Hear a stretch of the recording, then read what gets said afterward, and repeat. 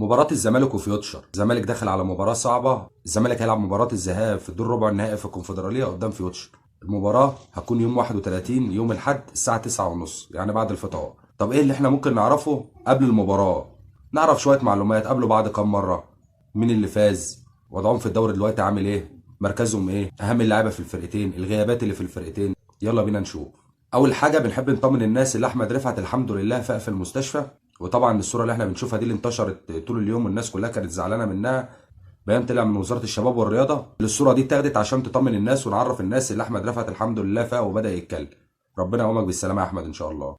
الموافقه الامنيه لحضور الجماهيري جت ب 15,000 في الذهاب و20,000 في العوده.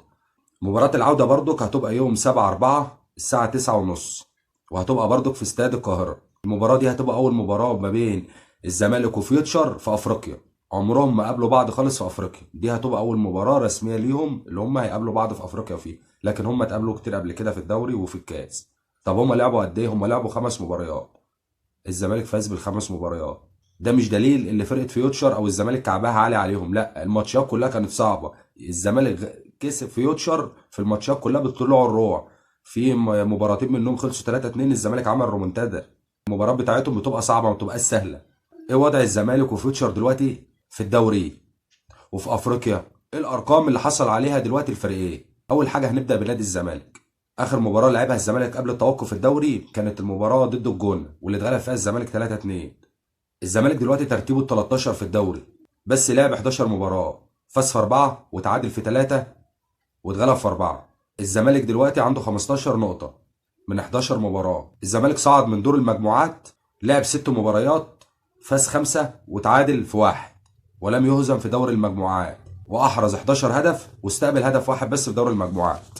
الغيابات اللي موجوده في نادي الزمالك او اللعيبه اللي انت مش هتشوفها في المباراه: سيد نيمار ومحمود علاء ومحمد عاطف لوجهه نظر فنيه، ابراهيم نضاي لعدم الجاهزيه، رؤى مصاب في العضله الخلفيه، متيابه تاخر في الوصول وعدم اللحاق بالتدريبات، طبعا عبد الله السعيد وناصر ماهر وسيف فاروق جعفر لعدم القيد في القائمه الافريقيه عشان هم كانوا مشاركين مع فرق.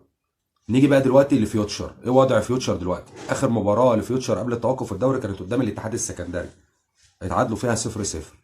طب ايه وضع فريق فيوتشر؟ فريق فيوتشر مستواه متذبذب، يعني هو بيمتلك لاعبين على مستوى عالي جدا. اللي لعب فيهم في الاهلي والزمالك يعني عنده حوالي 5 6 لعيبه ولا 7 لعيبه لعبوا في الاهلي وفي الزمالك، غير اللي عنده لعيبه موهوبه. فيوتشر احسن من فرق كتير جت تصمم مشروع وبدا ينجح، بدا يجيبوا بيه بطولات، وضعهم في الكونفدراليه دلوقتي حلو.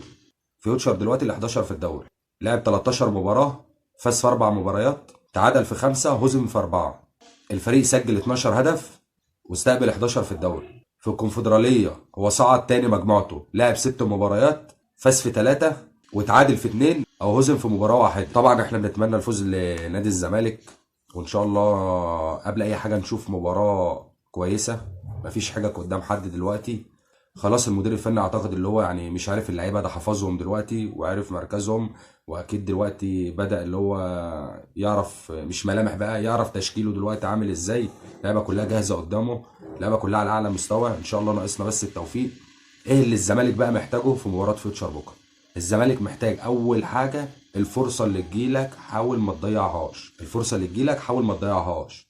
يعني اول فرصه تجيلك في الضغطه الاولانيه ديت تركيز مليون في المية اللي احنا لازم نجيب الهدف في اول المباراة. ليه؟ يبدأ فيوتشر يفتح الملعب، ساعتها انت ربنا يكرمك وتعرف تسجل.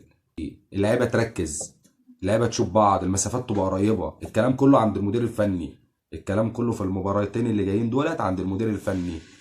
خلاص احنا كنا بنقول انت لسه جاي جديد ما تعرفش اللعيبة، لا، القماشة كلها اتفردت قدامك وكله جاهز.